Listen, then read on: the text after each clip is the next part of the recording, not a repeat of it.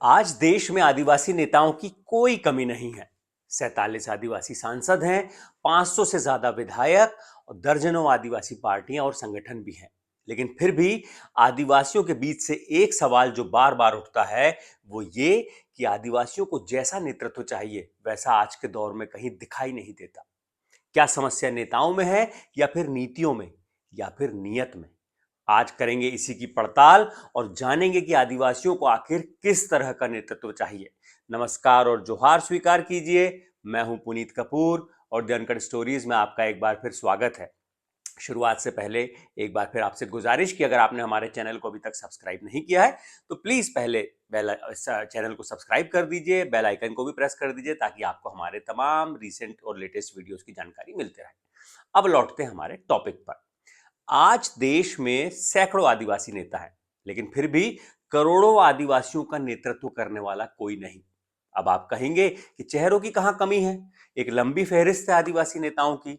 इस बात पर विद्वान मानते हैं कि आदिवासियों का नेता बनने में और उनका नेतृत्व करने में बड़ा फर्क होता है। मसलन नेता क्या करता है? आदिवासी जो नेता होता है अपने सीमित इलाके में लोगों के मुद्दे उठाता है, चुनाव लड़ता है, भीड़ जुटाता है, भाषण देता है और फिर चुनाव जीतकर सांसद या विधायक बन जाता है। इसके बाद सांसद या विधायक निधि से इलाके में सड़क से लेकर जो सभा मंच है वो तक बनवाकर तथाकथित विकास में जुड़ जाता है और एक सीमित दायरे में ही अपनी राजनीति करता रहता है। उसको अपनी राजनीति वहीं करनी है। लेकिन नेतृत्व करने वाला क्या करता है? नेतृत्व करने वाला सबसे पहले समाज को एक सोच देता है, एक विचार देता है, उसके बाद लोगों को एकजुट करता है, उन्हें दिशा दिखाता है, समाज के मुद्दे तय करता है और फिर उन मुद्दों के लिए एक बड़ा आंदोलन खड़ा करता है और सरकारों से भी लड़ जाता है। अब आप कहेंगे कि ये सुनने में थोड़ा सा आइडियल बात लग रही है, आदर्शवाद की तरह बात लग रही है, लेकिन ऐसा नहीं है। इतिहास भी गवाह है कि ऐसा होना असंभव नहीं है। जानकार मानते हैं कि ऐसा इतिहास में पहले कई दफा हुआ है, लेकिन इतिहास के पन्ने पलटने से पहले हम वर्तमान की बात करते हैं, आज के नेताओं की बात करते हैं। जानकारों की राय में इसमें दो कैटेगरी है। आज अगर हम वर्तमान की बात करेंगे नेताओं की, एक है राष्ट्रीय पार्टी के आदिवासी नेता और दूसरे वो नेता जिन्होंने अपने अपने अलग अलग इलाकों में आदिवासी पार्टी बनाई है।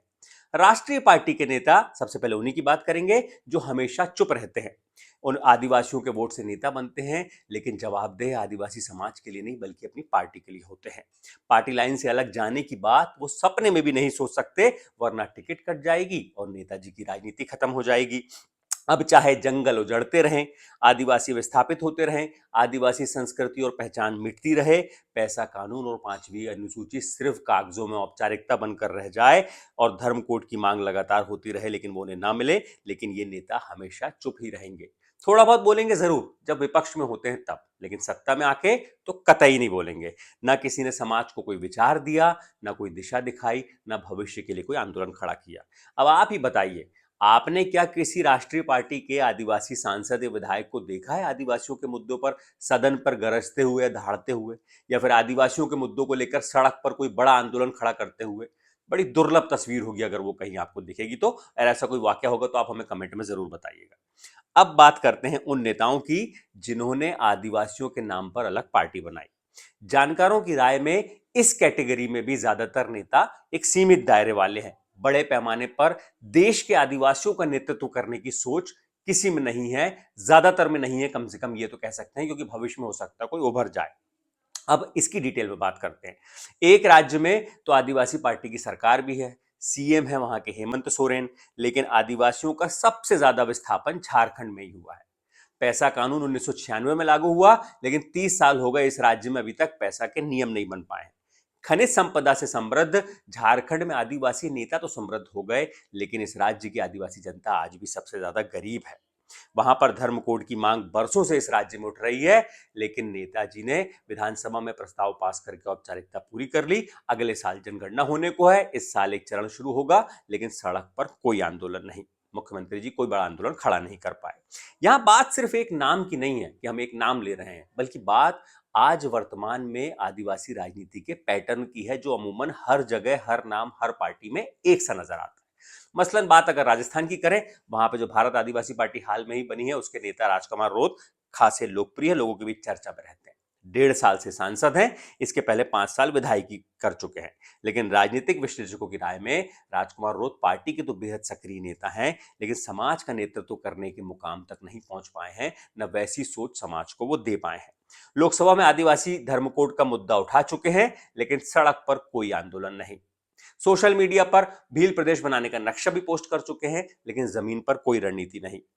अब बांसवाड़ा में ही पावर प्लांट के लिए आदिवासियों की जमीन विस्थापित हो गई, उन्हें उचित मुआवजा नहीं मिला। उसके लिए कई बार सरकार को आंदोलन करने की चेतावनी दे डाली, लेकिन ऐसा आंदोलन कोई अभी तक खड़ा नहीं हुआ आदिवासियों के मुद्दे पर जिससे जमीन पर बदलाव दिखे। ऐसा कम से कम कोई आंदोलन अभी तक भारत आदिवासी पार्टी खड़ी नहीं कर पाई है। यहां पर एक बार फिर मैं कहूंगा, आलोचना नियत की नहीं है, सवाल यहां पर नेतृत्व के मॉडल पर है। अब एक और आदिवासी पार्टी की बात करते हैं वर्तमान में, वो है गोंडवाना गणतंत्र पार्टी। आदिवासी पार्टियों के जो ज्यादातर नेता हैं वो गोंडवाना गणतंत्र पार्टी है, जो मध्य प्रदेश, छत्तीसगढ़ और महाराष्ट्र के कुछ हिस्से में सक्रिय है। पार्टी के संस्थापक हीरा सिंह मरकाम, जो कुछ हद तक आदिवासियों का नेतृत्व करने में कामयाब हो पाए हैं, क्योंकि जिस दौर में वो सक्रिय थे वो तमाम आदिवासियों को अपनी संस्कृति और परंपराओं की ओर लौटने की ओर लगातार उन्होंने काम किया, पुनर्जागरण का काम किया, समाज के लोगों को एकजुट किया, लेकिन फिर भी तमाम समाज के लोगों को वो जोड़ नहीं पाए। और उनकी विरासत संभाल रही नई पीढ़ी के जो नेता हैं वो अभी नेता ही बनकर खुश हैं, संतुष्ट हैं, नेतृत्व करने की सोच अभी तक नहीं है। राष्ट्रीय पार्टियों के जो नेता हैं उन्हीं की तरह का हाल लगभग आदिवासी पार्टियों के नेताओं का भी है। कोई भी नेता अभी तक पूरे आदिवासी समाज का नेतृत्व करने का विजन न खुद लेकर आ पाया है, न समाज को दे पाया है। आदिवासी पार्टियों के नेता ज्यादातर क्या करते हैं, सदन में जो सवाल पूछते हैं या मुद्दे उठाते हैं उसी का वीडियो वायरल कर देते हैं, समर्थक वाहवाही लूटते हैं और नेताजी खुश हो जाते हैं, लेकिन जमीन पर कोई बदलाव नहीं होता। आदिवासियों का विस्थापन होता है तो नेता आंदोलन की चेतावनी जरूर देते हैं, लेकिन आंदोलन होता नहीं है। ग्राम सभा की ना को सरकार अनसुना कर देती है, लेकिन सड़क पर कोई आंदोलन नहीं होता। वन अधिकार के आधे दावे खारिज कर दिए जाते हैं, लेकिन कोई संघर्ष आदिवासी नेता इसके लिए नहीं करता। 2020 में नीति आने के बाद 5 बरस गुजर गए, लेकिन आज भी प्राथमिक स्कूलों में आदिवासी भाषा में पढ़ाई नहीं होती है, लेकिन कोई हलचल नहीं, कहीं कुछ नहीं होता। स्कूल की किताबों में आदिवासी इतिहास अब तक शामिल नहीं हुआ है, लेकिन कहीं कोई उठापटक इसको लेकर नहीं है। धर्म कोड को लेकर बयान दिए जा रहे हैं, जनगणना में शामिल होना चाहिए, ये होना चाहिए, वो होना चाहिए, लेकिन सड़क पर कोई संघर्ष नहीं, कोई आंदोलन नहीं कि सरकार के कानों तक बात पहुंचे। ना जानकारों की राय में ना किसी के पास आदिवासी समाज को एकजुट करने का कोई विचार है, ना ही भविष्य की कोई दिशा। बस फिक्र इस बात की है, हम चुनाव जीतते रहें, हमारे पार्टी के विधायकों सांसदों की संख्या बड़ी होती रहे, जब सत्ता आएगी तो मलाई खाई जाएगी। विद्वान कहते हैं कि जब वर्तमान दिशा नहीं देता तो इतिहास जरूर रास्ता दिखाता है, क्योंकि इतिहास में सिद्धू और कानू मुर्मू हुए हैं, 2 आदिवासी भाई जिन्होंने 1850 के दशक में आज जो है पूरा आदिवासी समाज का नेतृत्व किया। अंग्रेज हुकूमत, जमींदार और साहूकारों के शोषण से त्रस्त संथाल आदिवासियों का ऐसा आंदोलन खड़ा किया कि अंग्रेज हुकूमत हिल गई। आज की तरह उस दौर में संचार के साधन नहीं थे, तो साल के पेड़ की शाखाओं को गांव में भेजा जाता था और आदिवासियों को एकजुट होने का संदेश दिया जाता था। सिद्धू और कानू मुर्मू ने तमाम संथाल परिवारों से आह्वान किया कि इस लड़ाई में वो अपने परिवार का एक सदस्य जरूर भेजें, क्योंकि दोनों भाइयों के पास एक विचार था, एक उनके पास सोच थी कि कैसे आदिवासियों को दमन के रास्ते से बाहर निकालना है। अंग्रेज उनके आंदोलन को कुचलने में जरूर कामयाब हो गए, लेकिन संथालों की वीरता और शौर्य की कहानी उस दौर में अंग्रेजी साम्राज्य में चर्चा का विषय जरूर बन गई थी, और आज भी उस बात की चर्चा होती है, क्योंकि उस संथाल हूल ने अंग्रेजों को घुटने टेकने पर मजबूर कर दिया था। संथाल हूल ने अंग्रेजों को इतना हिला दिया कि आगे जाकर अंग्रेज हुकूमत संथाल परगना टेनेंसी एक्ट पास करती है, जिसके तहत संथालों को जमीन से जुड़े अधिकार मिलते हैं और उनकी जमीनों को गैर आदिवासियों को बेचने पर रोक लगा दी जाती है।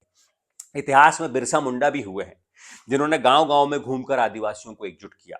बिरसा मुंडा ने न सिर्फ आदिवासियों को अपने परंपरागत धर्म और संस्कृति की ओर लौटने के लिए कहा, बल्कि अपनी संस्कृति और अपनी परंपराओं के मायने बताए और अपनी संस्कृति पर गर्व करने की वजह दी। बिरसा मुंडा ने आदिवासी समाज के अंदर मौजूद बुराइयों और कुरीतियों को खत्म करने का काम किया, लोगों को उसके लिए जागरूक किया। उस दौर में 1875 से लेकर साल 1900 तक वो रहे हैं, सिर्फ 25 साल की उम्र उनकी रही है। उस दौर में उन्होंने ज्यादातर आदिवासी लोग जब महामारी को देवी प्रकोप मानते थे, तो बिरसा ने लोगों को समझाना शुरू किया कि ये एक बीमारी है, इसका देवों से कोई वास्ता नहीं। बिरसा लोगों को बीमारी से बचाव और इलाज के उपाय बताते और लोग ठीक हो जाते।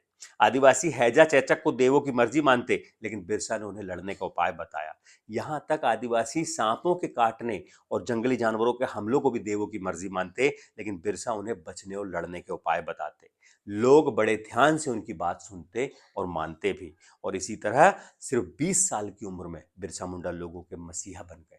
आगे जाकर जल जंगल जमीन के लिए उन्होंने आदिवासियों को एकजुट किया और अंग्रेजों के खिलाफ किया उल गुलान, जिसकी चर्चा, जिसकी गूंज आज भी तमाम हिस्सों में इस देश के होती है। इतिहास में जयपाल मुंडा भी हुए हैं। विदेश से पढ़ाई करके लौटा एक नौजवान जिसने आदिवासियों को आदिवासियों के तौर पर, मूल निवासी के तौर पर पहचान दिलाई। जयपाल सिंह मुंडा वो शख्सियत हैं जिन्होंने भरी संविधान सभा में कहा था कि इस देश में शासन करने का अधिकार अगर किसी को है तो वो आदिवासियों को है।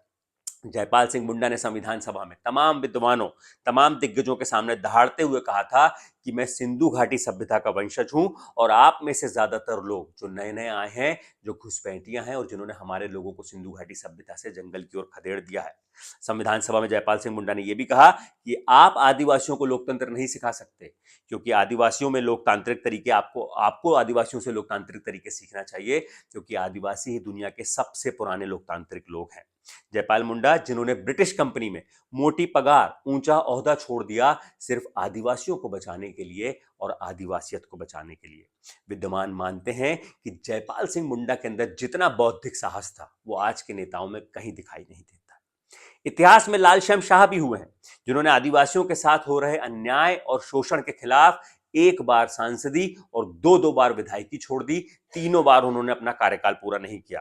लाल श्याम शाह वो शख्सियत हैं जो तब तत्कालीन देश के प्रधानमंत्री जवाहरलाल नेहरू से मिलने के लिए 30,000 आदिवासियों को पैदल ही लेकर रायपुर पहुंच गए और वहां पर जाकर प्रधानमंत्री नेहरू को भी उनसे मिलना पड़ा, आदिवासियों के मुद्दे सुनने पड़े। वो शख्सियत थे लाल श्याम शाह।